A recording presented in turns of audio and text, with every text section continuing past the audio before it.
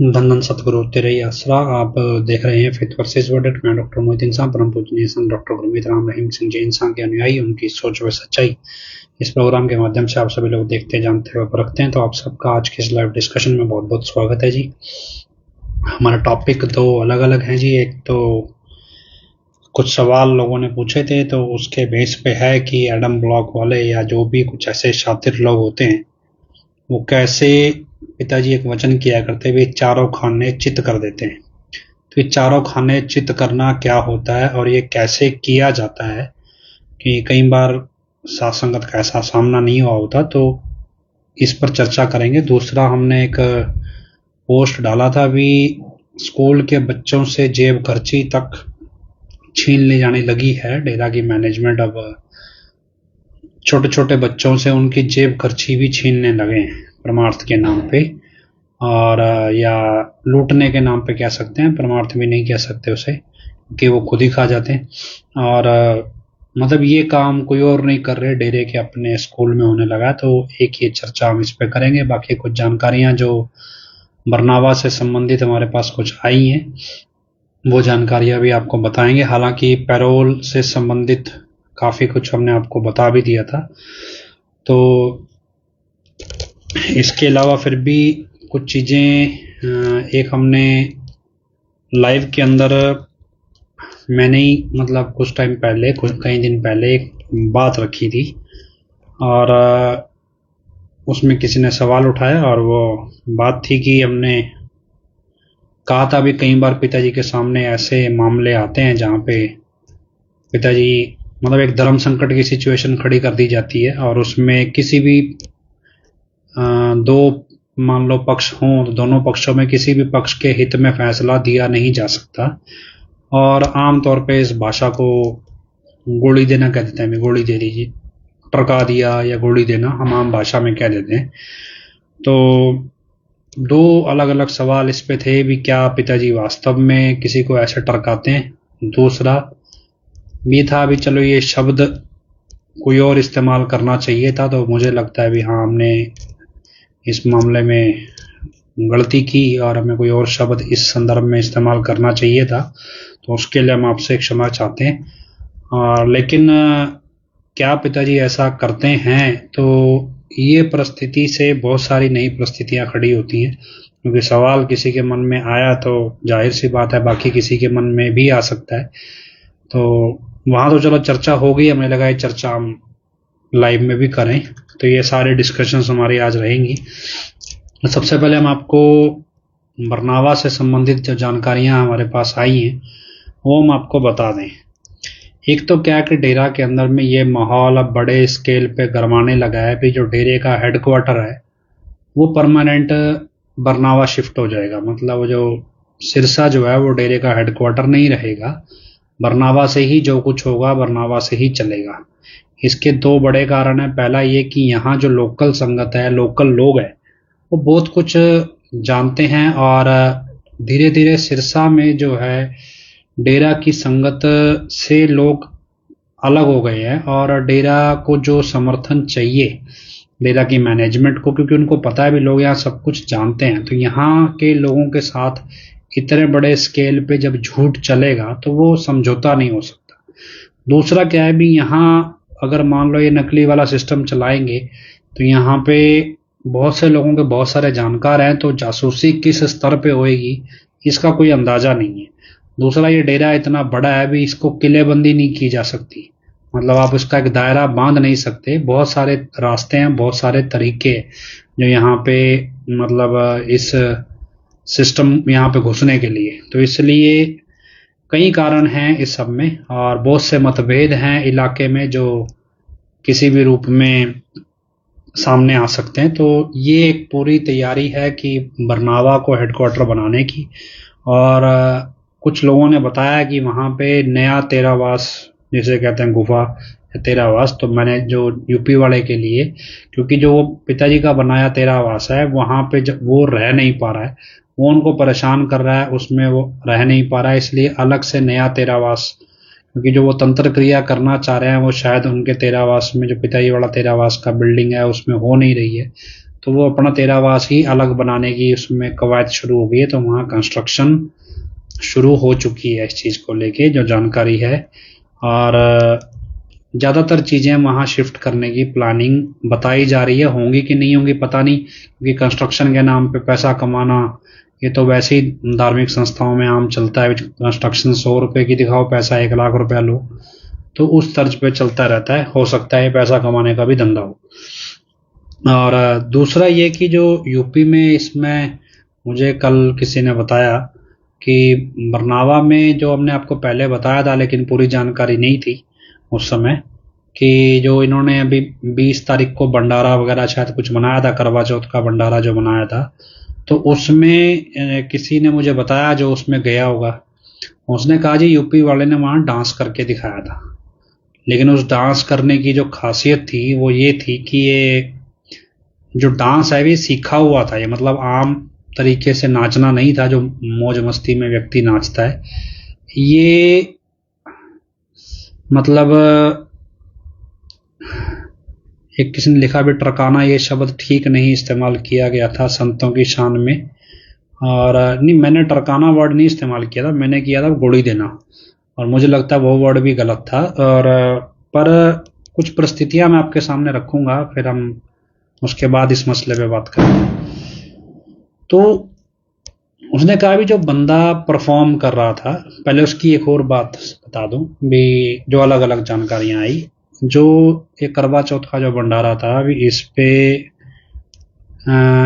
वो किया गया, जो सत्संग मतलब दिखाया गया, अभी सत्संग हो रहा है आधे पौने घंटे का जो भी चला शुरुआत में, तो वो सत्संग रिकॉर्ड किया हुआ था पहले से। उसका इको वगैरह जैसे क्या है भी, क्योंकि उसका जो बोलने का पैटर्न था सत्संग का, बोल स्पीच देने का, वो बहुत ठहराव वाला था और उसमें पूरा इको वगैरह सब सेट किया हुआ था। और इसलिए वो बहुत ठहराव के साथ जैसे पहले रिकॉर्ड किया गया है और वो चलाया गया और उस पर लिपसिंग की गई। उसके जैसे ही वो उतना पोर्शन खत्म होता है, उसके बाद से जो ऑब्जर्वर थे उन्होंने ऑब्जर्व किया कि अचानक से बोलने वाले का पैटर्न बदल गया। वो अचानक से बहुत तेज हो गया, मतलब जैसे एनर्जी आ गई, या तेजी में होता है एक बंदा फटाफट चीज करना चाहता है, बड़ी बड़ी बातें मारता है, तो इस तरह से तेजी में हो गया वो बंदा। अभी ये कह नहीं सकते थे भी जो नहीं तो आमतौर पे क्या होता है, कोई भी वक्ता जो है वो अपना माहौल बांधता है एक, जब पब्लिक को एड्रेस करता है एक स्पीच में, तो जो माहौल सत्संग में बांधा गया वो बिल्कुल उल्ट था और जो उसके बाद का कार्यक्रम बिल्कुल अलग तर्ज पे था। इसलिए कह नहीं सकते भी ये एक ही व्यक्ति दो अलग अलग किरदार निभा रहा है एक टाइम पे। तो ये मान के चले भी ये रिकॉर्डेड सत्संग चलाया गया, रिकॉर्ड किया गया, पहले बोला यूपी वाले नहीं है पर रिकॉर्ड करके उसका इको वगैरह ठहराव पूरा सेट किया गया और उसके बाद ये सब चीजें प्रस्तुत की गई। उसमें जो उसने गाना गाया, जो भी भजन वगैरह बनाया था, उसमें उसने जो डांस परफॉर्म किया वो डांस ऐसे स्टेप थे जो सीखे हुए थे और कोशिश की गई थी भी माइकल जैक्सन के स्टेप कॉपी किए जाएं। तो जो जैसे कुछ लोग डांस की समझ रखते हैं उनका ये कहना था भी ये डांस सीखा हुआ था, लेकिन माइकल जैक्सन के स्टेप्स को कॉपी करने की 4 या 5 स्टेप किए और अचानक से जैसे उसको कोई कमांड दी गई और एकदम से उसने स्टेप करने बंद कर दिए। तो ये एक चीज उनका भी हुई, ऐसा हमें लगा जो वहां पे जो लोग गए थे। और उसके बाद बाकी अब एक यहाँ पे हमारे यहाँ कह देते ना, कुछ लोग होते हैं जो ताली बजाने वाले, ऐसे हमारे यहाँ एक ताली बजाने वाला भी है और जिसे दिलावर कह देते हैं। मतलब उसका जो रवैया है, कहीं तो लोगों को शक हुआ भी ये जो डांस करके दिखा रहा है भी कहीं ये दिलावर ही ना हो, क्योंकि जो डांस करने का पैटर्न था या तरीका था वो एक 40 के अराउंड एज, मतलब 42-43 साल तक की एज से या उससे कम का व्यक्ति होगा, क्योंकि उसके बाद एक तरह से घुटनों में उतनी फ्लेक्सिबिलिटी रहती नहीं है आमतौर पे। तो इसलिए एज फैक्टर है। तो जो परफॉर्म करने वाला व्यक्ति है भी वो इस हद तक का ही होगा, 42-43 साल तक का जो डांस परफॉर्म कर रहा था। तो एक डाउट ये भी रहा, चलो वो तो क्योंकि दिलावर वहाँ खुद एंकरिंग कर रहा था और दिलावर ने वहाँ एक बेशर्मी अपनी अलग चलाई हुई है, वो तो उसकी बेशर्मी वैसे ही बहुत है, पर वहाँ उसने बेशर्मी दिखानी शुरू की जी, अब पैर दिखाओ अपने। तो इस बार जो पैर दिखाए गए उस पे पेडिक्योर किया हुआ था, पिछली बार तो सड़े हुए थे। इस बार ये पेडिक्योर करवा के लाए थे, जो जैसे थोड़े बहुत बाल वगैरह होते हैं मशीन से साफ किए हुए थे, कुछ जगह पे थोड़े बहुत जैसे बाल तोड़ वगैरह हो जाता है, बाल खींच के तोड़ा गया हो या कोई निशान है, वैसे भी थे। तो ये सारी चीज़ें जो ऑब्जर्वेशन में आई, उसके बाद आखिर में जब ये प्रोग्राम ख़त्म हुआ, मतलब मेन तो उसने जो कहा कि दिलावर ने जो बेशर्मी दिखाई है अपनी इस बार, वो बहुत ज़्यादा घटिया दर्जे की थी प्रोग्राम में।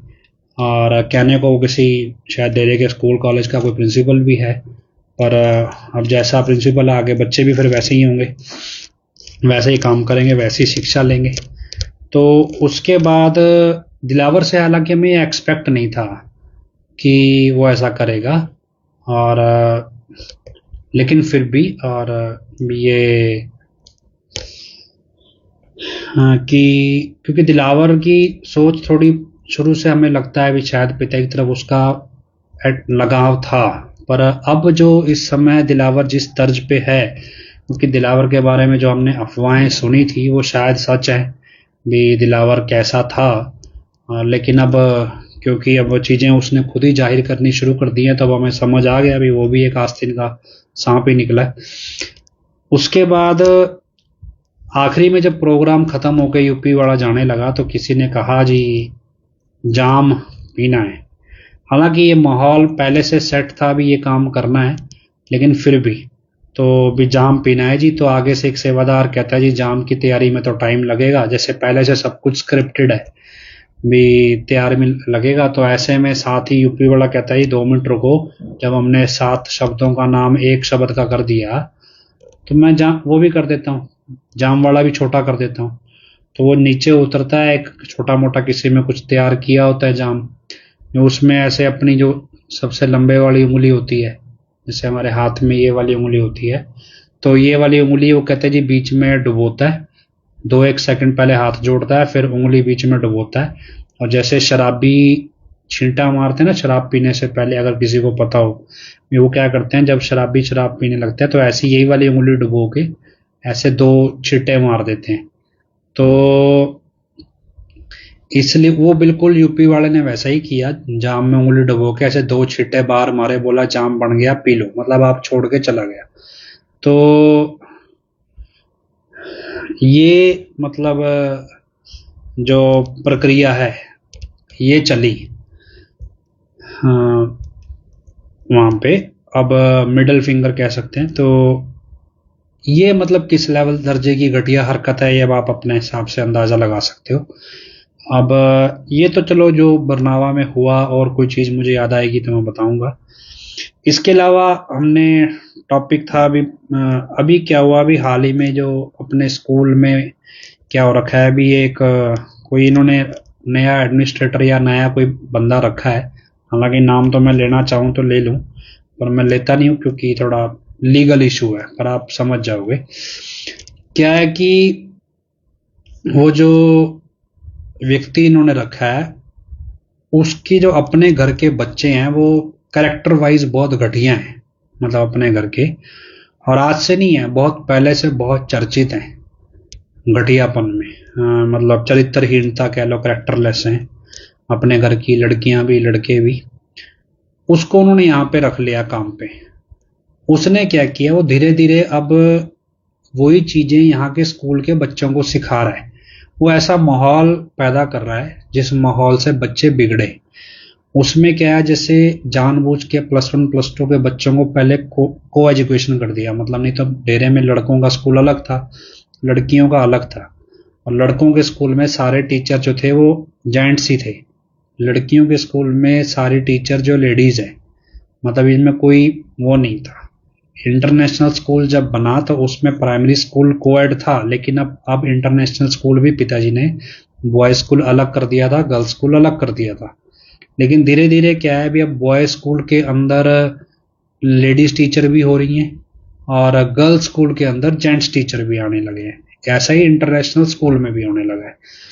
अब उसके बाद अगला ट्रैक ये है भी जो सीनियर बच्चे हैं उनको को एजुकेशन में या फिर जो कल्चरल प्रोग्राम है उसमें लड़का लड़कियों का कंबाइंड कल्चरल प्रोग्राम तैयार करने शुरू करती है। इससे क्या है भी धीरे धीरे बच्चे मर्यादाओं के फर्क को भूलने लगे। +1 +2 में जब ये को एजुकेशन शुरू की गई तो इसके साथ अगले स्टेप पे क्या किया गया कि भी बच्चों को बोला अपने स्कूल का यूनिफॉर्म पहन के नहीं आना, आप शॉर्ट्स पहन के भी आ सकते हैं और अपना साधन जो है स्कूटरी स्कूटर मोटरसाइकिल आदि लेके आ सकते हो। जबकि +1 +2 के बच्चे नाबालिग होते हैं और वो ये व्हीकल कानूनी तौर पे चला नहीं सकते, लेकिन स्कूल की तरफ से छूट दी गई कि आप अपना व्हीकल, जिसके पास जो गाड़ी चलाना जानता है वो कार लेके भी आ सकते हैं। और धीरे धीरे क्या हो रहा है भी कई बार जानबूझ के बीच में क्लास ड्रॉप की जाती है। भी आज जैसे क्लास लगनी है सुबह 10 बजे, भी आज ऐसा है भी आपकी क्लास ड्रॉप की जाती है, भी आप घर जा सकते हो। मतलब अनएक्सपेक्टेड भी जो छुट्टी मान लो 12 बजे 1 बजे 2 बजे होनी है वो आपको 10 बजे कर दी जाती है 2 घंटे पढ़ा के। जिससे क्या था बच्चे घर ना जाके आसपास के रेस्टोरेंट्स में जाते हैं घूमने, उनको पहले ही छूट है तो वो रेस्टोरेंट्स में चले जाते हैं। इस तर्ज पे अब ये पैटर्न अगले सेशन में 9th 10th में भी डेरा के स्कूलों में शुरू होने की तैयारी की जा रही है।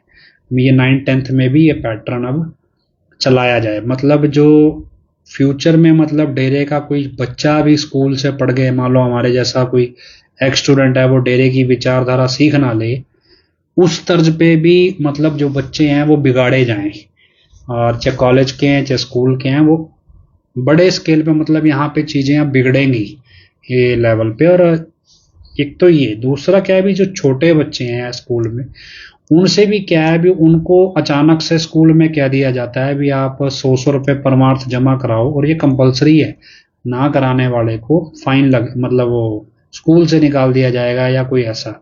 उससे क्या हो रहा है कि अचानक से बच्चा जो पॉकेट मनी अपनी सेव करता है कुछ करता है, वो क्या हो रहा है कि बच्चों के अंदर एक डेरे के प्रति भी, डेरे से ऑर्डर है, हुक्म है डेरे का, पिताजी का ऑर्डर है, ये कह के अचानक से बच्चों से मान लो 100 रुपए मांग लिए जाते हैं। तो वो बच्चों के अंदर पिताजी के प्रति एक नफरत पलने लगी है कि भी यार ये ऐसे अचानक से पैसे क्यों मांग लिए।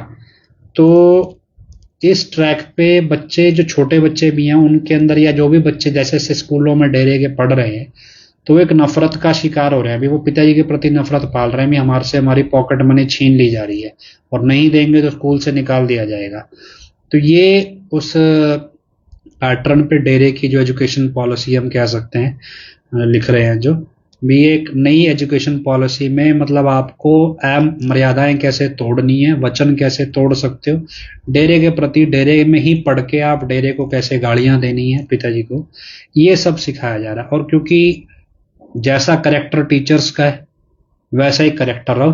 जो डेरे स्कूल का प्रिंसिपल शक के दायरे में है, जो हो उसके ऊपर डाउट है कि वो अपने गुरु की गद्दी पे जाके बैठ सकता है भेष बदल के, तो सोचो बच्चे कैसे होंगे, स्टूडेंट्स क्या सीखेंगे।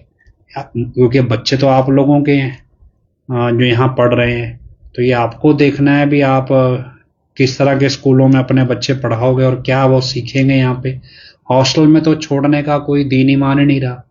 यहाँ पे एक वार्डन हुआ करता था दरबारा सिंह, 2015-16 मतलब हम बड़ी रिस्पेक्ट करते थे दरबारा सिंह की। और क्योंकि हमें बहुत अच्छा, जब वो स्कूल में हम हॉस्टल में थे तब वो हमारे वार्डन हुआ करते, तो हमें हर मंडे सोमवार को उन्होंने लेक्चर देना होता था। तो हर मंडे वो बच्चों को जब स्कूल जाने से पहले सुबह सुबह 5 बजे प्रेयर के लिए इकट्ठा करते तो लेक्चर देते थे और कुछ ना कुछ अच्छा सिखाते थे। और उनका एक अपना कंट्रोल भी था मतलब हॉस्टल पे, और लोग रिस्पेक्ट भी करते थे, बच्चे भी रिस्पेक्ट करते थे। 2015-16 उनको बाद में वार्डन हटा के पिताजी ने अपनी सुरक्षा व्यवस्था में रख लिया। उसके बाद वो 2015-16 में दोबारा वार्डन बन गए, 16 में शायद। तो मैं एक दिन उनके पास गया, मैंने कहा जी ऐसा है भी आपके हॉस्टल में कुछ गड़बड़ चल रही है। वो बोले क्यों बकवास कर रहे हो। मैंने कहा जी यहाँ पे नशा चलता है हॉस्टल में। तो तब उन्होंने यकीन नहीं किया, उनको काफ़ी कुछ बताया भी ये नशा कैसे हॉस्टल में आता है और कैसे फिर हॉस्टल के जरिए कुछ बच्चों के जरिए ये नशा कैसे शहर में जाता है और कहाँ कहाँ तक कैसे पहुँचता है। उन्होंने मजा उस टाइम बड़ा मेरे को तेवर दिखाया भी ऐसा हो नहीं सकता। और मैंने उनको ये भी बताया भी उनके हॉस्टल में ये काम कर कौन रहा है।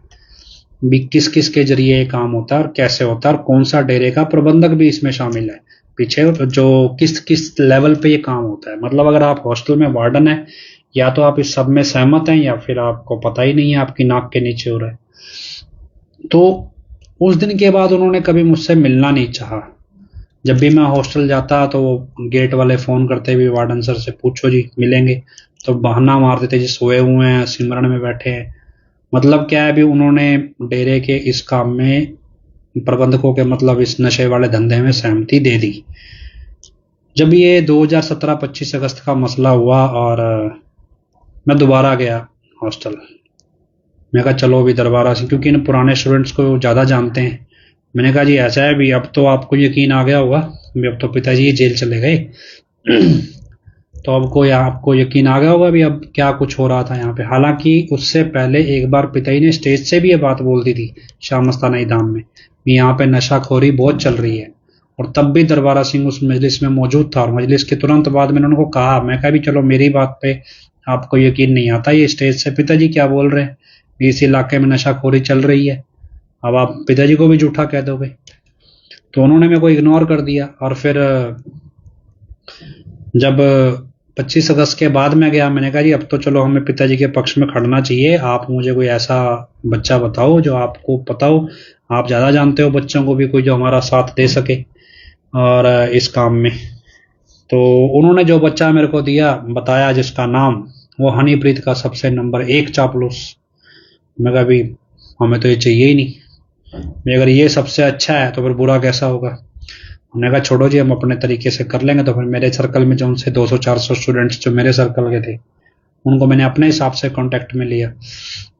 तो उस टाइम आगे सबके अपने अपने, क्योंकि सर्कल सबका आगे से आगे होता है, वो धीरे धीरे करते करते फिर बड़ा सर्कल बन गया। फिर पुराने सत्संगी भी जुड़ गए, बुजुर्ग भी जुड़ गए कुछ, तो ये चलो अलग प्रक्रिया चली। लेकिन उसके बाद जब हमने बोलना शुरू किया तो एक दिन दरबारा सिंह मार को बोलता, कहता तुम्हें यही सिखाया था मैंने, तुम तो ऐसे मैनेजमेंट के खिलाफ बोल रहे हो, ये कर रहे हो वो कर रहे हो। अब क्या है, क्योंकि थे वार्डन, हालांकि टीचर तो नहीं थे, वार्डन ही थे, चलो ऊपर शिक्षा देते थे हर सोमवार। अब मैंने उनको सीधा ही बोला, मैं जी आपको किसने बोला हम आपकी बताई शिक्षाओं पे चलते हैं, आपको क्या लगता है भाई आप जैसा कहोगे हम आपके हिसाब से चलेंगे। मैं जब आप पिताजी के बच्चों को बिगाड़ रहे हो सरेआम हॉस्टल में, आप पिताजी के साथ विश्वासघात कर रहे हो, पिताजी ने आपके भरोसे बच्चे छोड़े हैं, तो आपका विश्वास कौन करेगा। तो अब हमारे अंदर आपके प्रति कोई इज्जत नहीं है। जब आप पिताजी के साथ विश्वासघात कर रहे हो तो हमारा आप पे कोई विश्वास नहीं, इसका मतलब आपकी सारी शिक्षाएं ढकोसला थी, हमें कोई मतलब नहीं। तो हमने खुले तौर पे मैंने उनको ये बात बोल दी, भी हम दोबारा आइंदा भी मुझे इस बात पे कभी मत टोकना कि हम आप ये मत उम्मीद करना भी हम आपके हिसाब से चलेंगे, आप खुद गलत कर रहे हो, आप खुद पिताजी को धोखा दे रहे हो, तो हमें क्या ईमानदारी का पाठ सिखाओगे। तो खैर ये सारी चीजें तब से चल रही थी, और अभी अंदाजा लगाओ अभी किस हद तक पहुंच गई होंगी ये सारी चीजें। तो हम आपको बार बार आगाह करते हैं भी आप अपने बच्चों का फ्यूचर देख के चलिए। कल को आप ये मत सोच लीजिएगा अभी डेरे के स्कूल से पढ़ के बच्चा निकला है तो अच्छा ही होगा, ऐसा नहीं है। पिताजी के समय मसला कुछ और था, पिताजी फिर भी बहुत सारे चेक्स लगा देते थे। अब तो सुनवाई ही नहीं है, आप किसको जाके शिकायत करोगे, जिसको शिकायत करोगे वो खुद ही ये सब कुछ करवा रहा है। चलिए हम आपको अगले टॉपिक पे चलते हैं। ये मसला जो आया, अभी पिताजी गोली देते थे नहीं देते थे, मैं आपके सामने 3 अलग अलग परिस्थितियां रखता हूं।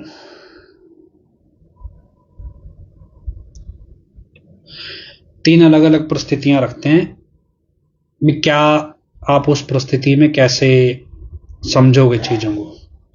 एक बोल रहे भांग का नशा धोखे से अगर कोई करवाए किसी को, वो एक तो होता है अनजाने में किसी को भांग का नशा कोई हो जाए पता नहीं होता। एक है भी जानबूझ के आपको भांग पिलाई जाए नशे के तर्ज पे। एक होता है भी ऐसे तो खसखस होती है, एक आती है खसखस, वो भी अफीम के झाड़ से ही शायद बनती है, ऐसा कुछ है, उसका कोई कनेक्शन है अफीम से, कैसे बनती है मुझे इतना नहीं पता। लेकिन एक होता है भी आपको दवाई के तौर पे कोई चीज दी जाए, क्योंकि कई बार क्या होता है कोई ऐसा चीज होती है भी जो आपको नशीली चीज भी दवाइयों की तरह दी जाती है। हाँ, कई बार पैरालिसिस हो जाए तो आपको अचानक से अफीम कई लोग देते हैं थोड़ी बहुत, और कोई जानबूझ के सब कर रहा है वो तो फिर गलत ही है। जानबूझ के अगर आपको कोई नशे की चीज दे रहा है और नशा कराने के इरादे से दे रहा है तो किसी कभी सही हो ही नहीं सकता।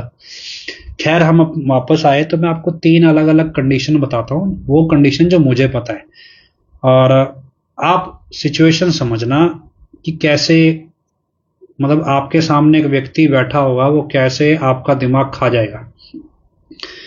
आपको फिर बहुत सारे वचन पिताजी के याद भी आएंगे सारी कंडीशन सुन के। क्या हुआ भी, एक बार एक व्यक्ति था, डेरे में बहुत उसका परिवार बहुत अच्छी सेवा करता था, आज भी डेरे से जुड़ा है और बहुत मजबूती से, मतलब वो डेरे की विचारधारा को समझते भी थे और दुनिया तक पहुंचाते भी थे। एक बहुत अच्छा परिवार था, बहुत ज्यादा सेवा करता कह लो। तो क्या हुआ भी, उस परिवार के बच्चे जब बड़े होने लगे तो उन्होंने अपना बिजनेस चलाया। जब उन्होंने अपना बिजनेस चलाया तो उन्होंने बिजनेस में इन्वेस्टमेंट मांगना चाहा। तो क्योंकि परिवार डेरे से जुड़ा था और मजबूती से जुड़ा था, और लोगों का कह लो भी, डेरे के बड़े सेवादारों का, डेरे के सतब्रह्मचारी जो भी थे परिवारों का, उनका उन पे विश्वास भी था कि बहुत समझदार लोग हैं, पढ़े लिखे लोग हैं और डेरे की विचारधारा को समझते भी हैं, समझा भी सकते हैं। तो उन्होंने क्या किया, लोगों ने, जो डेरे के साधु थे या खास बंदे थे, उन्होंने उसके बिजनेस में पैसा इन्वेस्ट कर दिया। और एक इन्वेस्ट किया गया पैसा करोड़ों में था, मतलब 8-10 करोड़ मान सकते हो, इतना पैसा इन्वेस्ट हो गया। और अच्छा बिजनेस वो करते भी थोड़ा बहुत करने लगे थे, लेकिन चलो पैसा इन्वेस्ट हो गया। इन्वेस्ट होने के बाद जिस भी तरीके से वो पैसा बिजनेस में इन्वेस्ट किया गया, वो फाइनली वो बिजनेस फ्लॉप हो गया, मतलब खराब हो गया, वो बिजनेस चल नहीं पाया।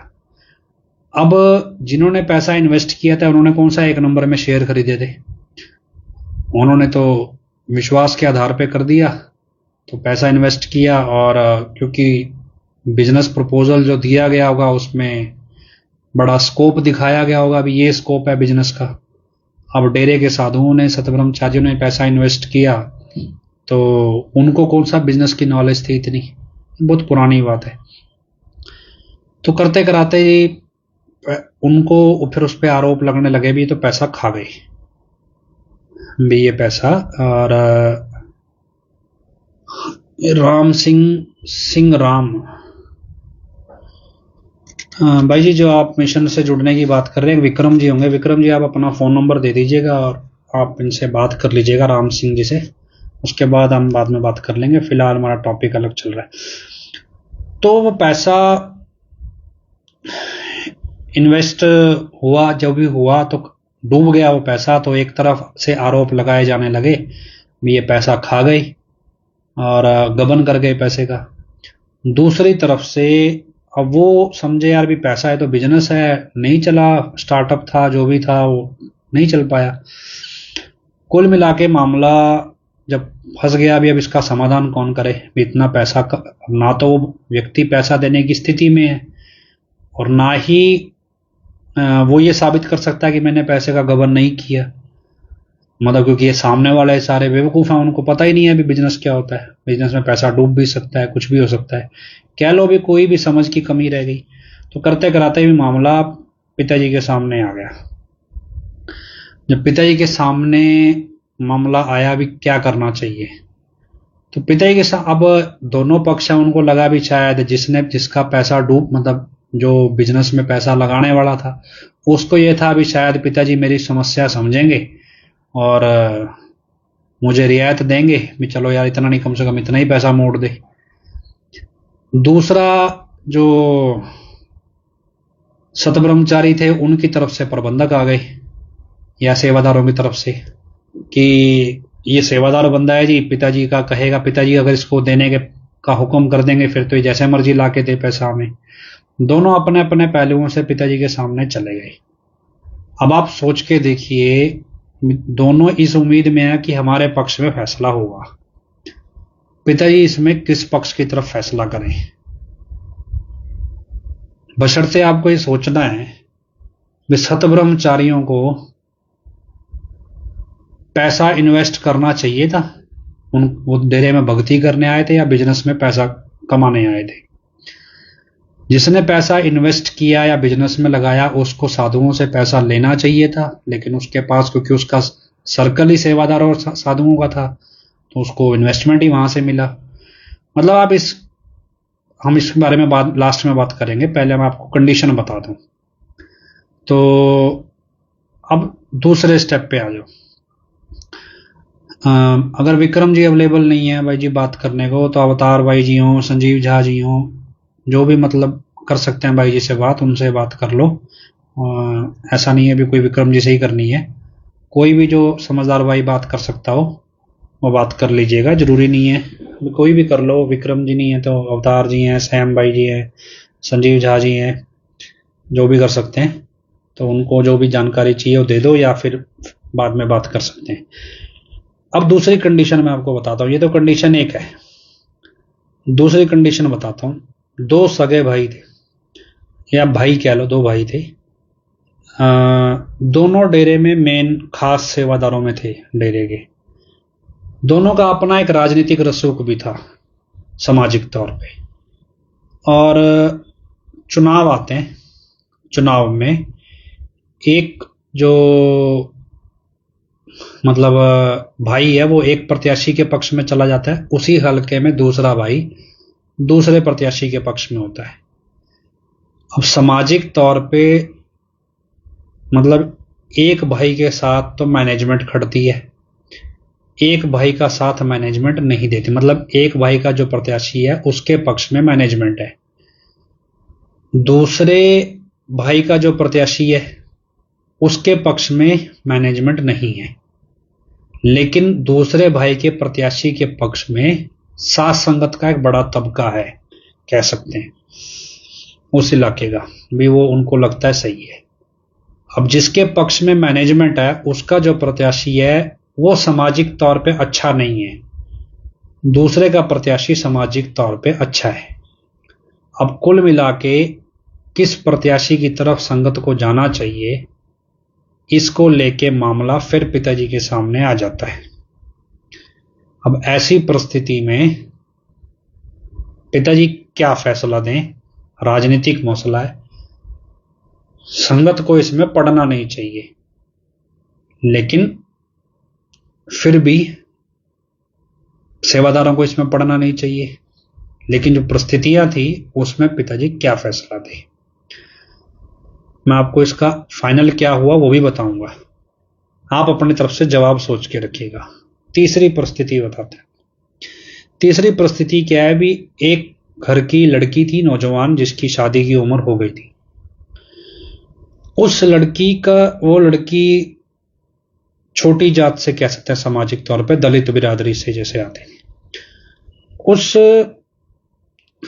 लड़की को के साथ उसका अपना जो फादर है वो गलत हरकतें करता था, या फिर उसने अपने फादर को कुछ गलत करते देख लिया और उसके बाद उसका फादर उसके साथ भी कुछ गलत करने लगा और वो अपने घर से आत्महत्या करने के लिए भाग गई कि मैं तो मरूंगी।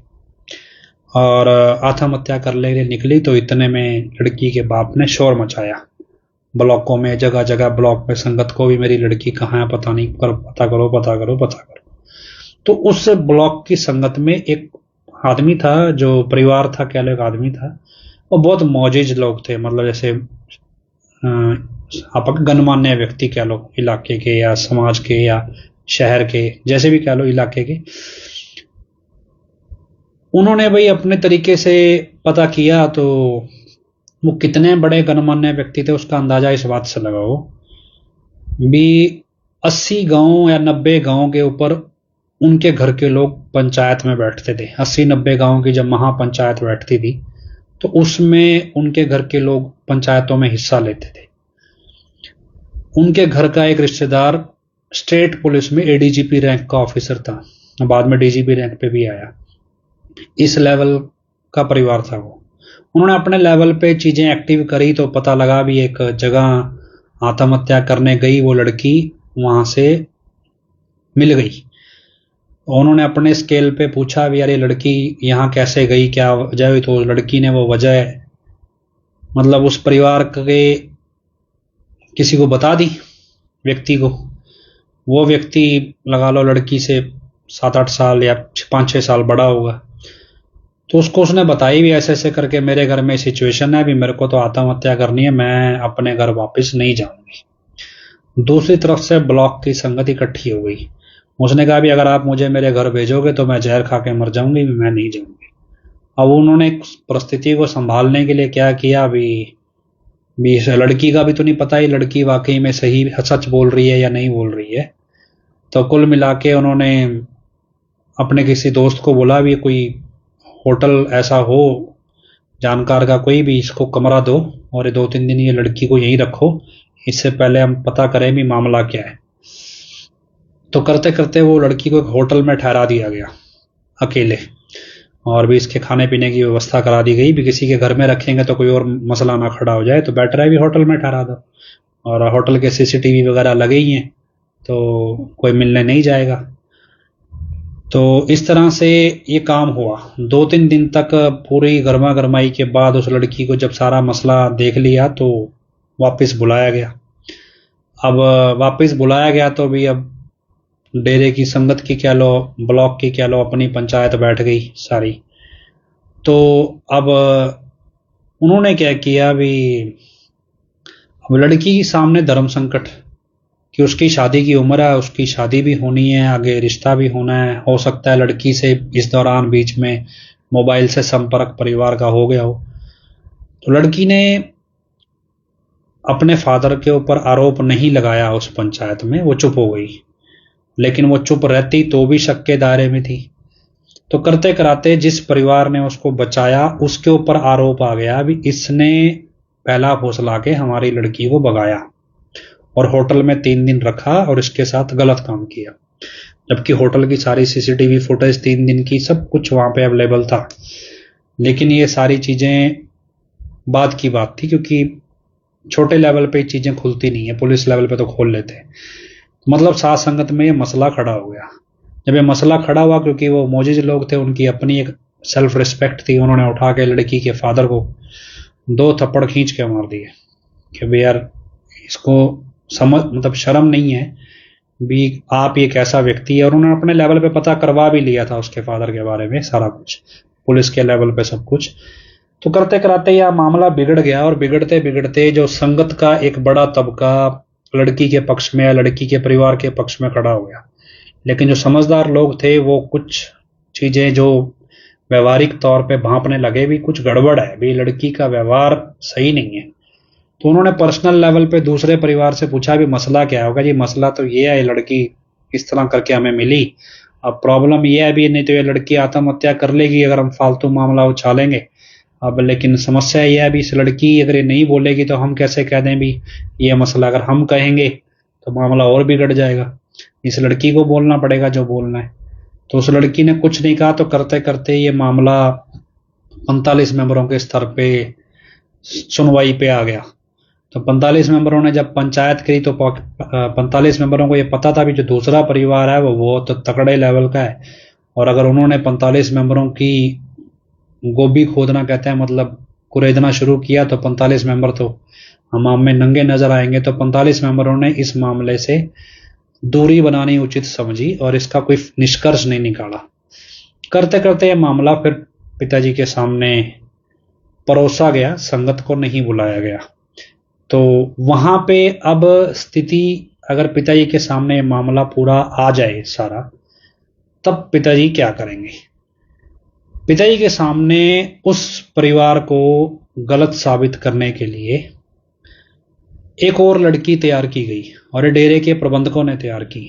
और क्योंकि मैं इसका चश्मदीद गवाह हूं, वो लड़की प्रबंधकों ने तैयार की। वो लड़की भी शेड्यूल कास्ट की थी। उस लड़की को एक प्रबंधक ने एक कार्यक्रम में पिताजी से मिलवाया। संयोग से उस समय मैं वहीं खड़ा था, मैं उस प्रबंधक को भी जानता था और मेरी जिम्मेवारी थी, कह लो वहां पे ड्यूटी खट लगी थी। मैं उस प्रबंधक को भी जानता था, उस लड़की को भी बहुत अच्छे से जानता था, उसके परिवार को भी जानता था। उस लड़की ने पिताजी को सरेआम कहा कि इस लड़के के साथ मेरे नाजायज संबंध हैं और मैं इसकी माफी लेना चाहती हूं, मैंने 3 परहेज में गलती की है। पिताजी ने चलो माफी दे दी। अब परिस्थिति ये भी, मैं उस लड़के को इतना नहीं जानता था तो ज़्यादा, लेकिन मेरे ये मसला हजम नहीं हुआ। अभी ये सीधा ये बोलना था भी यार माफ़ी चाहिए, उस लड़के की पहचान बताने की क्या ज़रूरत थी पिताजी को? तो भी कुछ गड़बड़ है। हमने तरीके से जैसे तैसे करके संपर्क बनाया, तो अल्टीमेटली सोचो भी इस परिस्थिति में अगर पिताजी के सामने मसला ये गया और उसमें एक की जगह दूसरी लड़की भी ये बात बोलने लगे तो फिर क्या करें?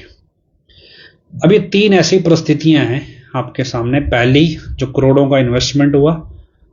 दूसरी, 2 भाइयों की राजनीतिक तौर पे। तीसरी, ये ब्लॉक के लेवल पे संगत में गुटबाजी।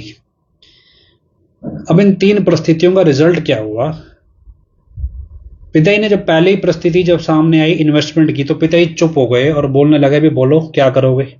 अब दोनों अपना अपना सोच रहे हैं भी कुछ हो।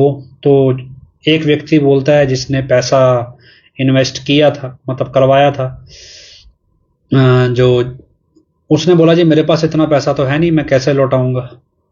तो फिर करते करते जी मैं कोशिश करूंगा, मैं आराम से दे दूंगा, धीरे धीरे करके दे दूंगा। फिर दूसरे से पिताजी पूछा भी तुम बोलो। बोला जी अब वो क्या बोले भी, अब जिसके पास पैसा है ही नहीं वो कहाँ से देगा? तो करते करते करते मामला, पिताजी ने अपनी तरफ से कोई निर्णय नहीं दिया और दोनों अपने अपनी बातचीत में ठीक है जी वो कह रहा है पैसा दे दूंगा, और ठीक है जी दे देगा, बस खत्म कहानी। चले आए। अब घर आके प्रबंधक से ब्रह्मचारी पूछ रहे भी क्या हुआ? क्या जी पिताजी ने तो गोली दे दी। अब दूसरा व्यक्ति जो अपने घर जा रहा है, क्या भी क्या मसला हुआ? क्या यार पिताजी ने तो कोई हल नहीं किया, कोई गोली दे के भेज दिया हमारे को, कुछ नहीं किया। दोनों अपने अपने लेवल पे। तीसरा स्केल क्या हुआ? फिर प्रबंधकों ने अपने लेवल पे उस व्यक्ति पे दबाव बनाना शुरू किया, उसको डराना धमकाना शुरू किया। जितने पैसे उससे डरा डरो के ले सकते थे वो लिए। अब वो व्यक्ति कहने को उसका पूरा परिवार डेरे में अच्छा सेवादार था, लेकिन उसकी मजबूरी किसी ने समझी नहीं, तो उसके बच्चे डेरे से धीरे धीरे दूर होते चले गए। और क्या उसने डेरे की विचारधारा का प्रमोशन करना था? तो ये पैटर्न में वो परिवार एक तरह से डेरे से दूर हो गया। गलती किसकी थी वो आप सोच लीजिएगा। दूसरी परिस्थिति उन 2 भाइयों की थी जो अलग अलग प्रत्याशियों को समर्थन कर रहे थे। पहली जो सिचुएशन है, इस सिचुएशन में कायदे से दोनों लोग गलत थे। ना तो उनको पैसा लगाना चाहिए था, ना उनको पैसा लगवाना चाहिए था। पिताजी क्या कर रहे हैं? पिताजी ने फिर सत्संग में स्टेज से बोलना है कि भैया ये बिजनेस के चक्कर में ना पड़ा करो, गुरु गुरु करने आए हो गुरु गुरु करो, यहाँ पे भक्ति करने आए हो भक्ति का रास्ता नापो और कुछ ना करो। फालतू कुछ करोगे तो कुछ नहीं मिलना। ये सब काल के धंधे हैं। वे अपना कम कमा लो, कम खा लो, क्यों लालच पड़ा है तुम्हें? साधु बन के भी ये काम हो रहा है। पिताजी ये बात सांझी बोलेंगे, किसी को पर्सनल नहीं बोलेंगे, सत्संग में बोलेंगे। दूसरे स्केल पे वो 2 भाई थे। पिताजी डेरे के नियम के अनुसार उनको राजनीति से संबंध नहीं रखना चाहिए, भी जो मर्जी चुने, हमें क्या फर्क पड़ता है इसमें, पिताजी को क्यों जबरदस्ती घसीट रहे हो? डेरे की संगत का क्या मतलब है? भी तुम अपने लेवल पे जो करना है करो, संगत से पूछो, खत्म कहानी। तुम अपने घर में विवाद क्यों बनाया हुआ है तुमने राजनीति को लेके? लेकिन अब क्योंकि प्रबंधक उस तरफ खड़े और उन्होंने संगत को बाउंड किया, भी जो घटिया प्रत्याशी है उसको वोट डालो, करते करते लेकिन संगत का रुझान दूसरे भाई की तरफ ज्यादा था, भी ये इसका प्रत्याशी ठीक है। तो ऐसे में जो माहौल दूसरे भाई के पक्ष में बनने लगा, तो परिस्थितियां ऐसी हुई कि उस दूसरे भाई की हत्या करवा दी गई। एक भाई ने दूसरा भाई मरवा दिया अपने राजनीतिक रसूख की खातिर। अब इस परिस्थिति में दूसरे भाई का जो परिवार, आगे रिश्तेदारी जो जुड़ी हुई है उसके साथ, अलग ससुराल कह लो, उसके अपने और रिश्तेदार दोस्त साथ या सत्संगी जो उसके इन्फ्लुएंस में थे, प्रभाव में थे, वो क्या देख रहे हैं, वो किस नजरिए से डेरे को देखते हैं। ये दूसरी परिस्थिति का रिजल्ट निकला। तीसरी परिस्थिति जो उस लड़की वाले के संबंध में थी, जो तीसरी परिस्थिति में परिवार था, वो डेरे के खिलाफ हो गया। वो सिर्फ अपने लेवल पे खिलाफ नहीं हुआ, उसने 80 गांव की पंचायत खिलाफ कर दी। उसने हर वो व्यक्ति अपने संपर्क में आने वाला खिलाफ कर दिया यार इतने घटिया लोग होते हैं डेरे के प्रेमी। तो क्यों? क्योंकि एक लड़की जिसको ढंग से जानता नहीं है वो जाके पिताजी के सामने ये बात बोलने लगे कि भी मैंने इस लड़के के साथ मुंह काला किया है, और आज वो लड़की आईटी विंग की मेन सदस्य है। तो क्या क्या स्थिति है अभी, मतलब आपको समझ आए भी किस स्तर पे आप चलोगे और कैसे आप समझोगे भी पिताजी के सामने परिस्थितियां किस रूप में खड़ी की जाती थी। चौथी एक और परिस्थिति बताता हूं मैं आपको। चौथी परिस्थिति में क्या है भी, पिताजी स्टेज से आशीर्वाद दिया करते कि भाई तीन पर भी जिसने खाने पीने में मान लो किसी को गलती से शराब वाले गिलास में पानी पिया गया, पता नहीं था, या गलती से कोल्ड ड्रिंक समझ के बियर पी गया, अनजाने में भी, मतलब इच्छा नहीं थी, मतलब जानबूझ के नहीं किया, अनजाने में पी गई, बाद में पता चला। और कई बार कुछ ऐसी बियर्स आती हैं, कहीं गलती से अंडा डला हुआ था किसी खाने में, केक वगैरह में, पता नहीं था, गलती से खा लिया। तो पिताजी हमेशा ये बोलते कि खाने पीने में अनजाने में कोई गलती हुई है तो बैठे बैठे नारा लगा दो। उसके बाद पिताजी बोलते थे तीन परहेज में जिसने गलती करी है वो खड़े हो जाओ। और फिर पिताजी जैसे एक कॉर्नर से आशीर्वाद देना शुरू करते थे और ये बोलते थे भी जब जब तक आपके तक आशीर्वाद आता, हाथ आता है हमारा, उससे पहले पहले खड़े हो जाओ, उसके बाद नहीं खड़े होना। तो ऐसे एक दिन क्या हुआ भी, ऐसे पिताजी कर रहे थे, तो जब पिताजी आशीर्वाद दे हटे तो पहले पिताजी सबको आशीर्वाद दे देते थे, फिर लास्ट में बोलते थे भी नारा लगा के बैठ जाओ। लेकिन जब आशीर्वाद दे हटे उसके बाद एक लगभग 80 साल की एक बुजुर्ग महिला खड़ी हो गई, और जब वो खड़ी हुई तो पिताजी ने उसको बोला भी यार तुम्हें समझ नहीं आती, डांट दिया एक तरह से सत्संग में, तुम्हें समझ नहीं आती हमने क्या बोला, बैठो नीचे, तुम्हारे को कोई माफी नहीं है, बैठो तो नीचे, पहले खड़े होना था, अब बाद में खड़े हो, कोई मतलब एक तरह से सबके सामने डांट दिया। अब क्या है कि एक डेरे का सबसे मेन सेवादार कह सकते हैं, मतलब मैं आपको एक उदाहरण दे रहा हूं, ऐसे बहुत सारे उदाहरण हैं। एक मेन सेवादार डेरे का, मतलब कह लो भी छिछोरे किस्म का भी है वो, दूसरी तरफ से भगत भी बनता है। आमतौर पे क्या होता है, हम एक दोगली जिंदगी जीते हैं। दोगली जिंदगी क्या है कि जैसे मान लो हम जेंट्स में, आदमियों में आ जाते हैं, लड़कों में आ गए, और हम क्या है अभी सामाजिक तौर पे मान लो लेडीज भी बैठी हैं, जेंट्स भी बैठे हैं, तो हम पूरी मर्यादा के तौर पे पेश आते हैं, सामाजिक तौर पे बात करते हैं। लेकिन जहां सिर्फ हमारे हम उम्र लड़के हों या लड़के हों, हम आदमी इकट्ठे हों, हम उम्र लोग हों, तो वहां पे हम शायद उतनी मर्यादा का पालन नहीं करते अपनी बातचीत में। हो सकता है ऐसा लेडीज में भी हो, हमने कौन सा उनकी कभी बातचीत सुनी है, लड़कियों में हो लेडीज में भी हो, कुछ कह नहीं सकते। तो ऐसा ही क्या है भी, एक ग्रुप बैठा था 2-3 लोगों का, थोड़ा ज्यादा मान लो, तो वहां पे इस तरह की अमर्यादित भाषाएं चल रही हैं और सारे उसमें अच्छे खासे सत्संगी थे। इस तरह की भाषा चल रही है जो महिलाओं को लेके, और चलते चलते चलते अचानक से जो एक मेन, मतलब लोग समझदार भी हैं, ऐसी बात नहीं है, उसमें पढ़े लिखे लोग हैं, सब हैं, और अचानक से एक व्यक्ति क्या करता है जो डेरे का खास है कहने को, वो अचानक से बोलता है यार पिताजी ने, बाकी सब तो पिताजी बहुत बढ़िया है, और वो एक 80 साल की औरत को पिताजी ने डांट दिया। ये पिताजी को करना नहीं चाहिए था, अच्छा नहीं लगता इस तरह सबके सामने 80 साल की औरत को डांट देना। पिताजी को क्या करना चाहिए क्या नहीं करना चाहिए ये सब एक अलग मसले में डाल दो, लेकिन 80 साल की औरत ने 3 परहेजों में से कौन सा परहेज तोड़ा जिसको लेके वो खड़ी हुई। खाने पीने में अगर अनजाने में गलती नहीं की तो 80 साल की महिला परहेज तोड़ रही है, तो क्या वो आम महिला है या कोई और ही कांड करती है वो? तो ये तो महिला जानती है या पिताजी जानते हैं भी किस सोच के साथ वो खड़ी हुई और क्यों पिताजी ने उसको डांट के बिठाया। हो सकता है उसका पाप ही इतना बड़ा हो जो माफी करने लायक ही ना हो, कुछ भी कह सकते हैं। उसके ऊपर से ओवर स्मार्टनेस। अब वापस आओ, अब ऐसी स्थिति में क्या है कि उस मीटिंग में बैठे हुए लोग सत्संगी हैं। अब अगर वो ये कहें यार पिताजी के मामले में ना बोल, क्योंकि माहौल ऐसा बना हुआ है जहां पे अमर्यादित भाषा चल रही है पहले से ही, और ऐसे में अचानक से जब ऐसी चीज बोल दोगे तो वो व्यक्ति चुप हो जाता है। यार भी अगर मर्यादा की इतनी बात है, हम कौन सा भी मर्यादा में रह के बातचीत कर रहे थे। तो आम तौर पे हर व्यक्ति का एक छोटा मोटा सर्कल ऐसा होता है जहां वो उसकी भाषा की कोई सीमा नहीं होती बात करने में, वो अपने लहजे में बात कर लेता है।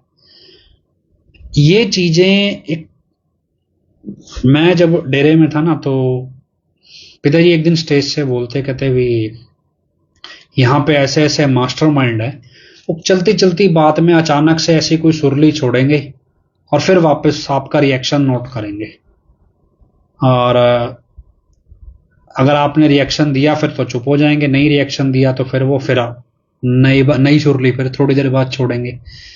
तो ऐसा क्या है कि मैं यहाँ रहता तो मेरे साथ भी कुछ लोग ऐसे थे, वो ऐसे ही करते कि ऐसे बातचीत चला देते। भी चलाते कैसे, जैसे मैंने आपको वो लड़की वाला किस्सा बताया ब्लॉक का, ऐसा कोई किस्सा छेड़ लेना, धीरे धीरे बातें अलग अलग चलाते चलाते फिर अचानक से बोल देना भी पिताजी को यहाँ पे ये नहीं करना चाहिए था। और एक बार बंदा साइलेंट होकर सुन गया, फिर उन्होंने बार बार कभी किसी और टॉपिक के बहाने फिर किसी और टॉपिक के बहाने धीरे धीरे वो आपके दिमाग में वायरस बिठाना शुरू कर देना है कि पिताजी भी अपने निर्णयों में फैसलों में गलत हो सकते हैं। ये दिमाग में एक इमेज बैठने लगती है। अब ये किस तरह से बैठती है मैं आपको उस लड़की के किस्से से समझाता हूँ। जब उस लड़की का किस्सा ये सब कुछ हुआ तो फाइनली एडम ब्लॉक में मामला आ गया। अब एडम ब्लॉक में मामला और एडम ब्लॉक के लोग ही उस परिवार को डेरे से तोड़ने लग गए। तो उसके बाद क्या होता है, जब ऐसी परिस्थिति आती है, जब ब्लॉक की गुटबाजी या इस तरह की चीजें एडम ब्लॉक में या 45 मेंबरों के लेवल पे आती हैं और वो नहीं सुलझती, यहां एंट्री होती है राकेश दिड़बा और हनीप्रीत जैसों की। ये एक प्रैक्टिकल देखा हुआ मसला है। यहां पे एंट्री होगी राकेश दिड़बा, हनीप्रीत, जगजीत, बबलू, इन लोगों की। ये क्या करते हैं, ये फिर क्योंकि ये लोग मेन पब्लिक डीलिंग में नहीं होते। पब्लिक डीलिंग में आपको कौन मिलेगा, विपासना, शोभा, ये लोग मिलेंगे या PR नैन जैसे मोहनलाल, ये लोग मिलते हैं। लेकिन ये लोग जो हैं ये तेरावास में, क्योंकि इनके पिताजी के नजदीक ड्यूटी ज्यादा रही, तो ये लोग फिर उतरते हैं। ये लोग क्या करते हैं, जो पक्ष गलत होता है, इनको पता तो चल जाता है भी ये पक्ष गलत है, तो जो पक्ष गलत होता है ये उस पक्ष, मतलब ये क्या करेंगे, मेन बंदों को बुलाएंगे ब्लॉक के, और भी हमने पिताजी के सामने पर्सनल लेवल पे बात रखी थी। पिताजी ने जो क्या है भी कहा है भी ये व्यक्ति गलत है और ये व्यक्ति सही है, मतलब उन्होंने जो फैसला करना है वो गलत व्यक्ति के पक्ष में करना है हमेशा। अब उनको पता है भी ये लड़की का बाप गलत है, अब उन्होंने लड़की के बाप को बैकडोर बुला लेना है कि भी देख हमारे को तेरी सारी हरकतों का पता है, अभी तो हमने पिताजी के सामने मामला सुलझा लिया, लेकिन आइंदा कुछ हुआ तो हमारे जो करना है हमारे हिसाब से करना है। तो अब वो जो गलत बाप है वो पहले से ही जो डेरे के नियमों पे चलता ही नहीं है, वो आदमी जो है वो फिर उन राकेश दिड़बा जैसों की या बबलू जैसों की या हनीप्रीत जैसों की उंगलियों पे नाचने लगता है। और धीरे धीरे जो समझदार लोग हैं, ये लोग धीरे धीरे संगत से पीछे हटते चले गए। उनके दिमाग में बात बैठ गई भी यार हमारे साथ गुरुजी ने गलत किया। अब हर जगह वो आज भी ये बात बोलते हैं, एक नहीं है, आप हर ब्लॉक में आपको ऐसे लोग मिलेंगे जो पुराने मजबूत होंगे और वो यही बोलते हैं। पिताजी स्टेज पे सत्संग पे क्या बोलते हैं, यार हमने आपको कब कुछ गलत कहा, भी आप किसी की बात सुन लेते हो और आप मान लेते हो, हमने आपको कब गलत कहा। लेकिन क्यों, क्योंकि डेरे के जो ब्लॉक होते हैं उनको ये कहा ही जाता है भी आपने संगत को यही बोलना है भी पिताजी ने फैसला किया है। तो संगत से जब बात निकल के उस परिवार तक पहुंचती है तो ये तो पिताजी ने फैसला किया है, तो वो कह रहे पिताजी तो हमारे पिताजी अगर वाकई में भगवान है, संत हैं, फिर उनको तो पता होना चाहिए भी हम कितने गलत हैं और कितने सही। तो अब प्रॉब्लम ये है भी पिताजी के सामने मामला लेकर कौन जाए। अब मान लो कोई सिर फिरा चला ही जाए उठ के कि मैं तो सत्संग में पर्ची, अब ऐसे बंदे को पिताजी तक तो पहुंचने देंगे ही नहीं, क्यों ना सत्संग में पर्ची लिख के दे दी जाए। सत्संग में पर्ची लिख के तो वो कौन सा आगे आगे खड़ा होता है, राधा राधा है और एक दो 45 मेंबर औरतें होती हैं जो पर्चियां छांटती हैं। वो क्या करते हैं, वो ऐसी पर्चियां राधे को देती हैं, भी तो शिकायत वाली पर्ची है। राधा वो पर्ची कहां देता है, राकेश जड़वा जैसों को। अब जो पवन प्रवक्ता है, पिताजी बोलते हैं भी पर्ची कोई भी शिकायत हो सवाल हो वो जरूर पढ़ना है, वो उसको बताया होता है भी ये तूने पढ़ना नहीं है, तो वो पर्ची कभी स्टेज पे पहुंचती ही नहीं। तो अब क्या करोगे ऐसे में, मान लो फिर भी कोई अड़ियल आज, पहली बात तो देखो समाज में जो इज्जतदार आदमी होता है वो यहीं पे हाथ खड़े कर देता है, या इससे ज्यादा बेइज्जती नहीं करवाई जाती घर बैठे। अब मान लो हमारे जैसा व्यक्ति, मैं अगर उन लोगों से मिलता हूं, ऐसे लोगों से बात करता हूं, पता क्या बोलते हैं, ठीक है जी गुरुजी सत्संग कर रहे हैं सब कुछ ठीक है, पर ऐसे ऐसे घटिया लोग पाले हुए हैं, इनके बीच में थोड़ी हम आएंगे, ये हमारा लेवल ही नहीं है। गुरुजी सत्संग कर रहे हैं, टीवी पे सुन लेंगे, ज्यादा ही ज्यादा है और क्या है, किताब में पढ़ लेंगे, हमसे नहीं आया जाता जी डेरे में, ये इतने गंद खाने में हम नहीं आते। तो ठीक है सत्संग में अच्छी शिक्षा देते हैं वो एक अलग बात है, लेकिन इतने घटिया लोग हैं, इनके बीच में रहेंगे तो फिर ऐसा ही होगा, तो उसमें कौन गुरुजी को सही मानेगा। अब ये परिस्थिति आप अपने ऊपर लगा के सोचो भी, इस परिस्थिति में जो ब्लॉकों में गुटबाजियां हुई और जो समझदार लोग और इज्जतदार लोग थे समाज के, वो सारे डेरा से दूरी बनाते चले गए। आज ये सारे कौन बचे हैं, ये सारे लोफर, लुच्चे, लफंगे, बदमाश, ये लोग हैं। आपको लगे यार ये अंधभगत हैं, अंधभगत नहीं है, ये वो लोग हैं जो, मैं आपको एक नाम आप शायद खुद ही समझ जाओ।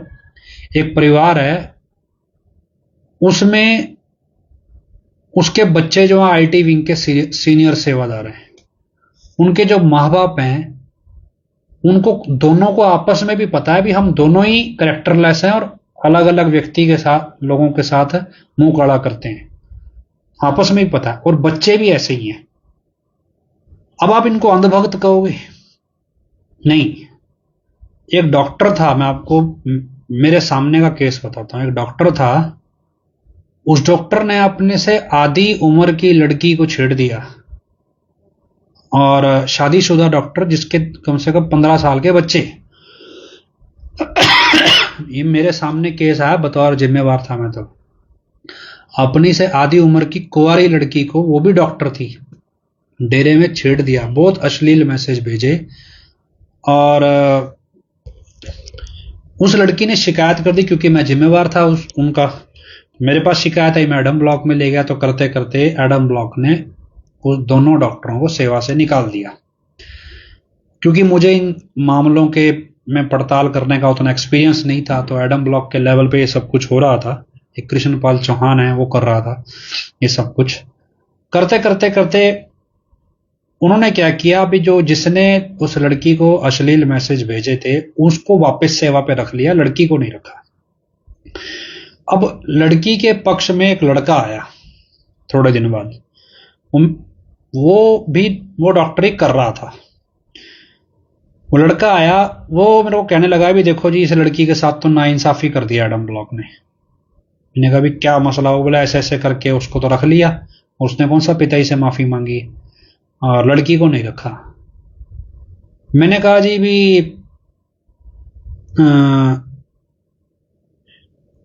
तेरे को क्या पड़ी है भी, तू अगर बोलेगा भी तो तेरा नाम इस लड़की के साथ उछलेगा भी, तेरा बोलना बनता नहीं है भी, उसकी मदर बोले आके जो बोलना है, तेरा तू तो बेगाना पराया लड़का हो गया उसके लिए, तो भी तेरा बोलना ठीक नहीं है। लेकिन वो मेरे को बहुत इस पे कहता भी आप जिम्मेवार हो, आपको नहीं कहेंगे तो किसको कहेंगे भी, वो लड़की अपने आप कैसे कहेगी आके। मुझे लगा भी ये तो गलत हो गया लड़की के साथ, पर फिर भी मुझे शक था भी यार ये लड़का कुछ ज्यादा ही इंटरेस्ट ले रहा है इस मामले में। मैंने उसको परखना शुरू किया, करते करते किसी की ड्यूटी लगाई, तरीके से पता किया, तो भी वो लड़का उस लड़की के साथ पहले से ही गलत था। दोनों कुंवारे थे, लेकिन लड़की उससे उम्र में बड़ी थी, पहले से ही गलत था। और उसने ये बात कबूल भी ली। जब उसने मेरे सामने ये बात कबूल ली, जब मैं उसको उलझा लिया बातों में, और जब उसने कबूल ली तो मैंने उसको सेवादारों की सूची से बाहर कर दिया। मैंने कहा भाई आप अब सेवा नहीं कर सकते, आप खुद ही मान रहे हो आप डेरे का नियम नहीं मानते और डेरे तक में आप आके भी वचन तोड़ देते हो, तो भी हम आपको सेवा पे नहीं रख सकते। भी आप माफी लो पिताई से, और जिम्मेवार मेरे को एडम ब्लॉक वाले कहेंगे तो हम आपको सेवा पे रखेंगे। मैंने उसको एक दिन पहले सेवा से निकाला, अगले दिन उसको हॉस्पिटल के डॉक्टरों ने सेवा पे रख लिया। मैं जिम्मेवार, मैंने कहा मैं आपको ना तो आई कार्ड दूंगा, ना मैं आपको डेरे के उसमें सेवा में, डॉक्टरों की सेवा में शामिल होने दूंगा, लेकिन डेरे के डॉक्टरों ने उसको रख लिया। मैंने उनको बोला आपको पता है ये लड़का क्या काम करता है डेरे आके सेवा के नाम पे, ये सब मसला है। उन्होंने रखा फिर भी अपने लेवल पे, नहीं जी हम इसने माफी मांग लीजिए, हमारे सामने माफी मांगी है पिताई से। अजी एक रात में कौन सी माफी मांग ली, शाम को तो ये मसला हुआ है, सुबह आपने सेवा पे रख लिया, पिताजी कब बाहर आए माफी देने इसको। चलो जी रख लिया। उसके बाद वो लड़का मेडिकल के लिहाज से मेरे से जूनियर था काफी। तो मेडिकल में क्या होता है, एक साल भी अगर आप जूनियर हो तो आप अपने सीनियर को सर कह के बुलाते हो, या सीनियर मैडम कह के बुलाते हो, वो सीनियर हो तो जूनियर को नाम से बुला सकते हो। तो वो मेरे से जूनियर था, अब मेरी तो कोई इज्जत रही नहीं, वो उसको रख लिया गया। धीरे धीरे वो लड़का जब डॉक्टर नहीं बना था तब तक उसको धीरे धीरे डेरे के नए हॉस्पिटल में भी लाना शुरू कर दिया गया। डॉक्टर बनने तक वो डेरे के हॉस्पिटल में 3 बार अलग अलग नर्सों के साथ गलत काम करता हुआ सरेआम सेवादारों ने या मरीजों के वारिसों ने पकड़ा। डॉक्टर बनने से पहले ही, बना नहीं था, अभी डिग्री कर रहा था। उसके बाद जब वो डिग्री कर चुका, उसके बाद उसको डेरे के हॉस्पिटल में अच्छी खासी नौकरी दी गई, और उसके बाद वो फिर कई नर्सों के साथ गलत काम करता पकड़ा गया, और उसके देखा देखी और जो जूनियर डॉक्टर थे वो भी इन कामों में पड़ने लगे नर्सों के साथ। और ये एक केस नहीं है, ये कई केस हॉस्पिटल में फिर खुले तौर पे सामने आए इस तरह से। और कई जगह तो सीसीटीवी लगे होते थे, उनको पता नहीं होता, तो सीसीटीवी में भी चीजें रिकॉर्ड हो गई। मतलब अब आप अंदाजा लगाओ भी, इस तरह से डेरे की पूरी संगत में एक जंजाल है। क्या ये जंजाल सत्संगियों का है? क्या ये इनको अब पिताजी के अंधभक्त बोलोगे? नहीं, इनको क्या चाहिए था, पिताजी पैरोल पे आए और हम सबको माफी दे जाएं बस। क्योंकि जब ये हद से ज्यादा कचरा भरने लगा, अब देखो जब आप इतनी छूट दोगे तो फिर ये कचरा फैलेगा ही। तो अब जब एडम ब्लॉक से कचरा सिमट नहीं रहा, मतलब हालत ये हो रही है कि मरीज के वारिस और हॉस्पिटल के स्टाफ में चीजें पनपने लगी, और हॉस्पिटल के टॉयलेट में पकड़े जा रहे हैं लोग।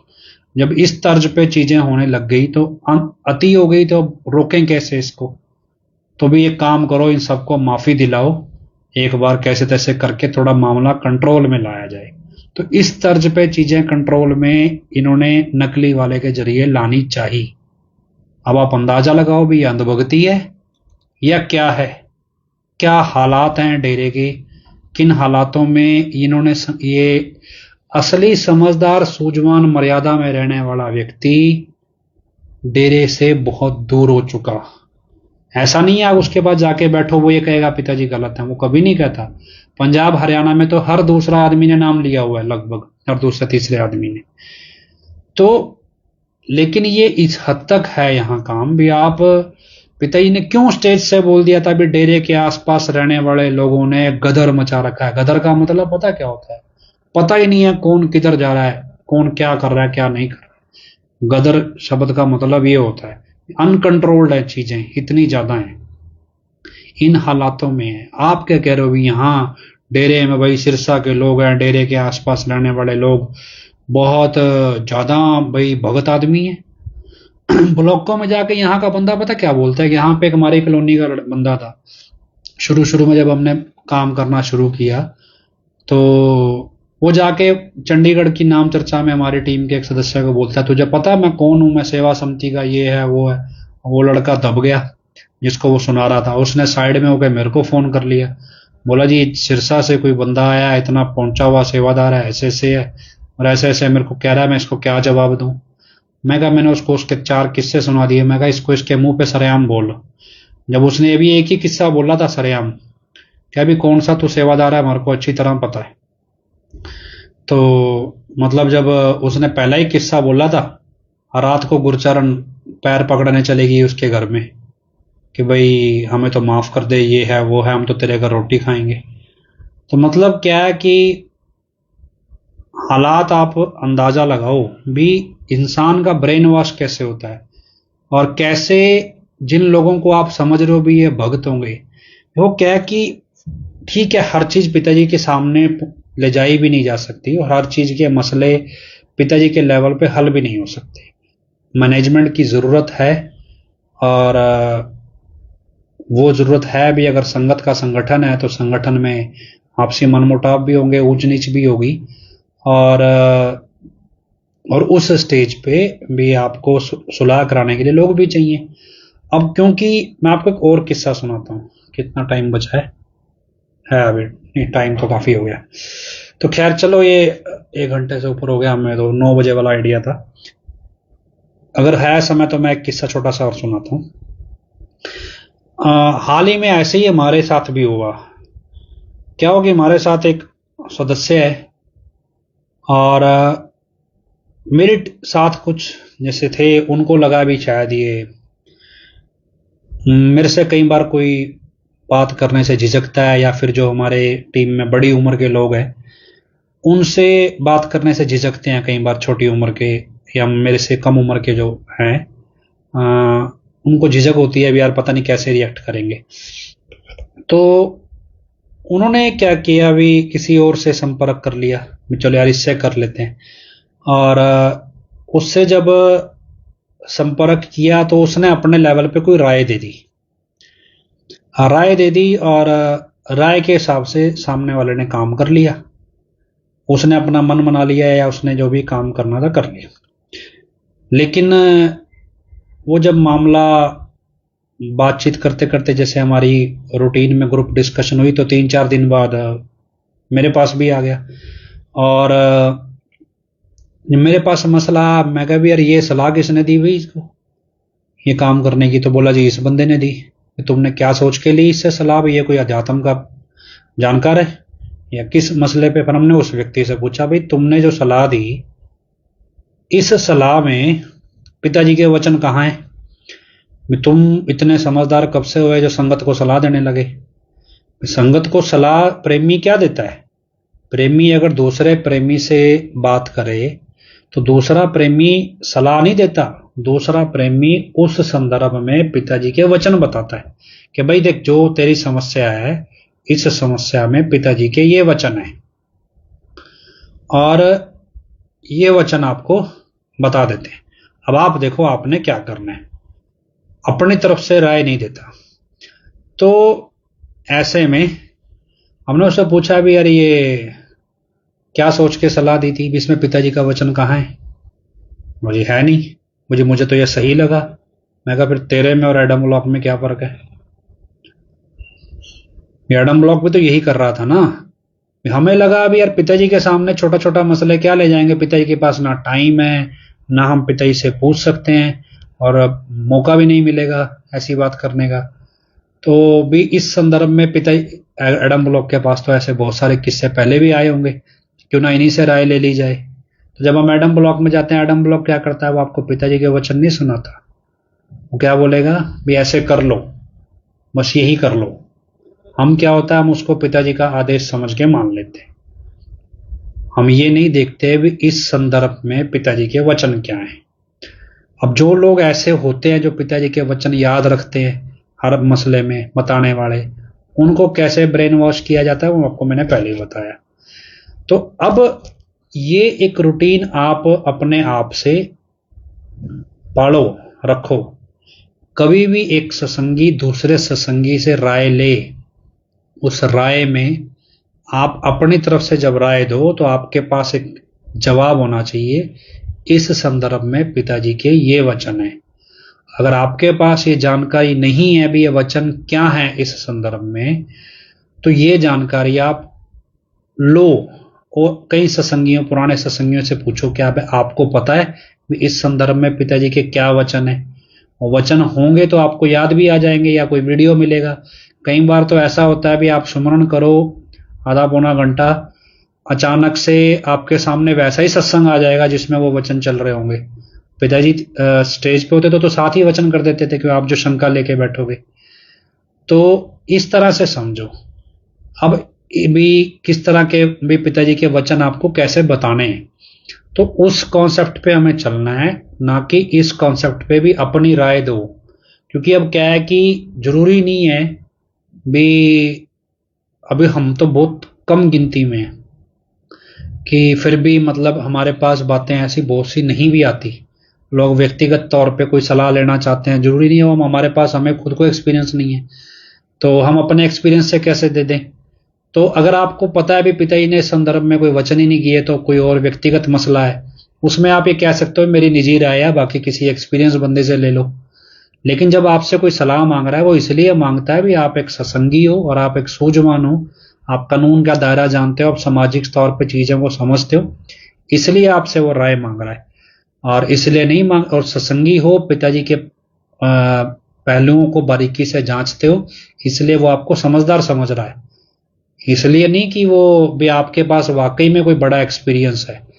इसलिए आपका जवाब हमेशा इस आधार पे होना चाहिए भी आप उस संदर्भ में पिताजी के क्या वचन है। वचन अगर कई बार ऐसा कोई पहलू आ जाए जिसमें वचन हो ही ना, तो पिताजी ने सिंपल सिस्टम बोला है भी आप वचन बताओ भी, अगर आप धर्म संकट में हो, आप दुविधा में हो। पिताजी ने बोला वकील अंदर बैठा आधा घंटा नाम जपो सिमरन की फीस दो, जो राय उसने आपको देनी है वही मेरे को देनी है, तो मेरे से पंडित वाला काम तो कराओ ना, पंडित जी को पैसे दो मेरी जगह पे हवन कर लेगा, मेरे पाप कट जाएंगे, वो वाला काम तो कराओ ना। तो बेटर है अभी आप अपने आप उनको करने दो। तो ये चीज आपको समझ आएगी। तो हम आगे मेरे को जो ये सारा राम कहानी सुनाई है, मैं जहां आना चाहता था वो ये कि आगे से हम ये डिस्कशन करेंगे और कि डेरे के अंदर कौन सी रीत पिताजी ने चलाई और कैसे वो रीत कुरीत में बदल दी गई या कुरीत के तौर पे इस्तेमाल की गई लोगों को तोड़ने के लिए। तो हम उस पे भी अपना रिटर्न आर्टिकल्स निकालेंगे। तो आप अपनी तरफ से जो करते हैं, 20-50 लोग तो एक्टिव हैं लिखने में, जो भेजते रहते हैं मुझे मैसेंजर पे भी अलग अलग।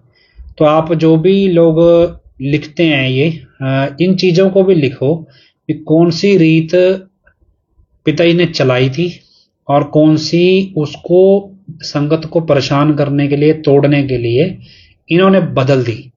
उदाहरण के तौर पे 95-96 के अंदर क्या किया, मतलब परम पिताजी ने एक बार वचन किए भी जब आप डेरे आते हो तो आप यह सोच के आया करो, खासतौर पे बहनों की तरफ ये वचन किए भी आप अपने मायके में आ रहे हो, मतलब अपने पिता के घर आ रहे हो, तो ये सोच के आया करो डेरे में। अब उसके बाद 95-6 की बात है, तब तो हमने देखा था। और जब उसमें क्या होने लगा भी पिता जब संगत आती पंडाल में, तो बहनों वाले पंडाल के बाहर कुछ बहनें खड़ जाती, वो कहते भी यार तुम तो अपने बाप के घर आए हो, तो एक काम करो ये बिंदी क्यों लगाई है, बिंदी उतारो, ये बाप के घर ऐसे बिंदी लगा के आता। मतलब कई जगह होता है रूल भी, नहीं लगाते होते लोग, ज्यादातर लड़कियां अपने बाप के घर बिंदी लगा के नहीं जाती।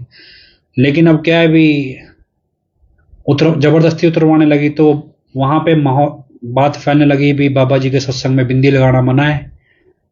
अब ये जब बात चलते चलते पिताजी तक आ गई, पिताजी ने सेवा समिति के सेवादार बुला लिए, तुमको किसने कहा भी बिंदी उतरवाओ?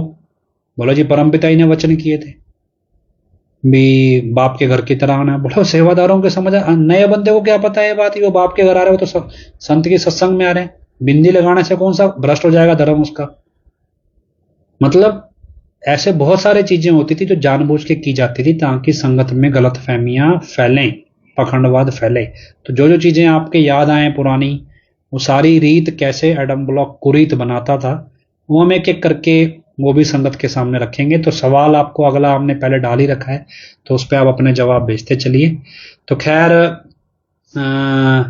हम उम्मीद करते हैं, प्रार्थना करते हैं सच्चाई जल्दी सामने आए। इस उम्मीद के साथ हजूर पिता के चरणों नारा लगाते हैं, धन धन सतगुरु तेरे ही आसरा। और हम प्रार्थना करते हैं हजूर पिता के चरणों में जो भी सत्संगत, जो भी सेवादार, जो भी इतिहास में हुए भक्त अपने अपने सतगुरु, अपने गुरु से अपना प्रेम और निभा गए, इंसानियत के लिए शहीद हो गए, उन तमाम रूहों को मालिक अपनी गोद में और ऊंचा स्थान प्रदान करे। इस प्रार्थना के साथ हजूर पिता के चरणों में नारा लगाते हैं, धन धन सतगुरु तेरे ही आसरा। आखिरी में अरदास बोलते हैं, धन धन सतगुरु तेरे ही आसरा। हे मालिक, तुझे लाज है, अब बहुत हो गया, तू दया में रहमत कर। तेरे प्यार मोहब्बत की राह में हमें कोई दुख तकलीफ ना आए, तो ऐसी रहमत बख्श, व सबको सुमति दे। किस तरह से देनी है यह तो सब जानता है, जिसको जैसे देनी है वैसे दे, वो तेरी मर्जी। धन धन सतगुरु तेरा ही आसरा।